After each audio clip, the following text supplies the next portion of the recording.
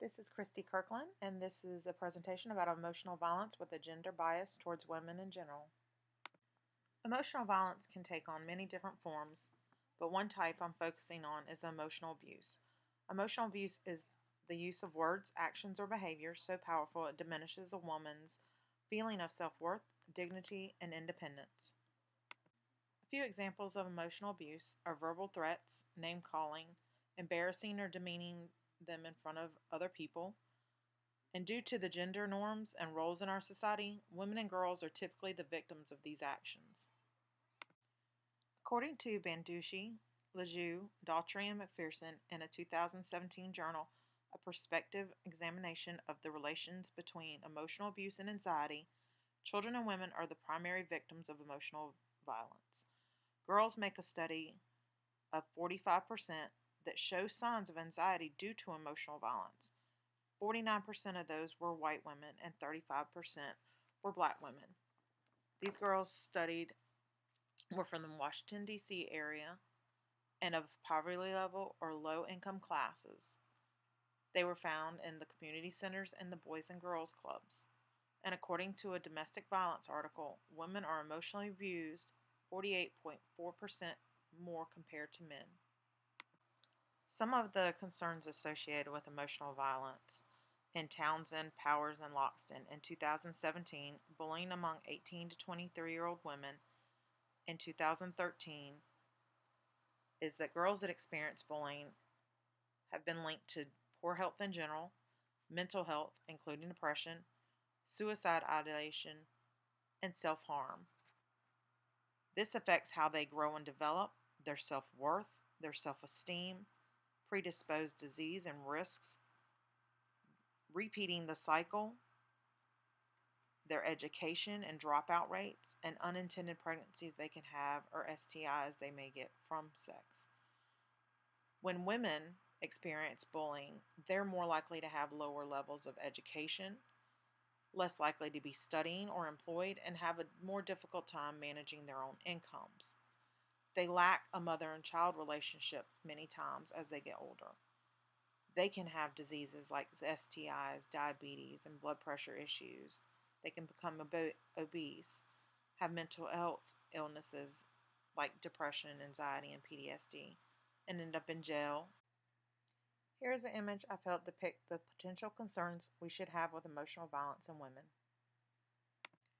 Potential outcomes of emotional violence by Townsend, Powers, and Loxton of 2017 are for young girls they can end up with anxiety, depression, early parenthood, early tobacco or alcohol use, and in the case of women, they can end up with psychological distress, low self-esteem, trust issues, and turn to illicit drugs and alcohol abuse.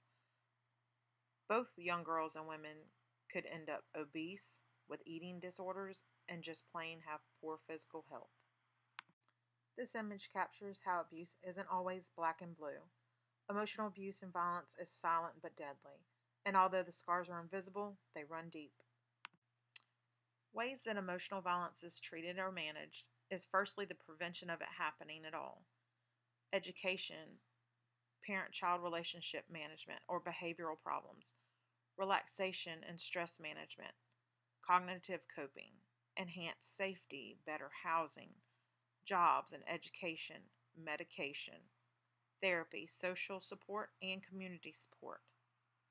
In Vanderdees, John, Edge, Pemberton, and Kramer, in a preliminary evaluation of the Managing Youth Trauma Effectively program for substance abuse women and their children, the core component of the treatment included education about trauma, parent management of behavioral problems, relaxation and stress management like yoga, effective expression and modulation, cognitive coping, processing child's trauma experience, and guided exposure to trauma reminders with coping and enhancing safety.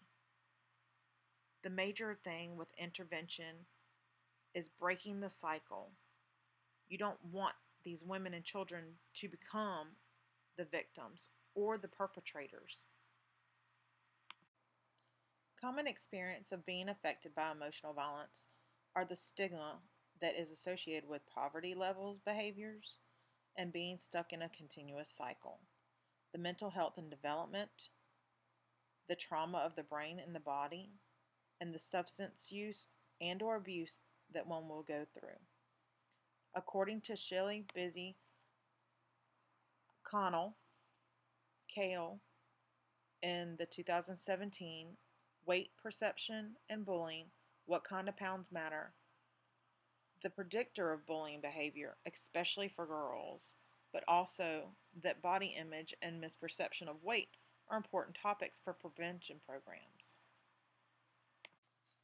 How society construction and gender norms play a role in emotional violence. In Thompson Jr.'s 2010 Gender Differences in Emotional Health, stereotypes of how men and women are expected to deal with their emotions and raised from birth is the biggest contributor. Boys are told to suck it up, to stay strong or be tough, and girls are told to let it out. They're coddled and considered weak and delicate. As they grow into women, women turn into nurturers and are more cautious with things in life. Men end up being the risk takers and domineering. Women are prone to emotional violence due to the nurturing role that they carry. The more emotional creatures that they are looked at as less inferior to men. To halt the emotional violence and abuse inflicted upon women, we need to deconstruct how our society places gender roles on men and women and break the cycle between victims and perpetrators. Here is a list of my references. Thank you guys so much for watching my presentation. I hope you enjoyed it.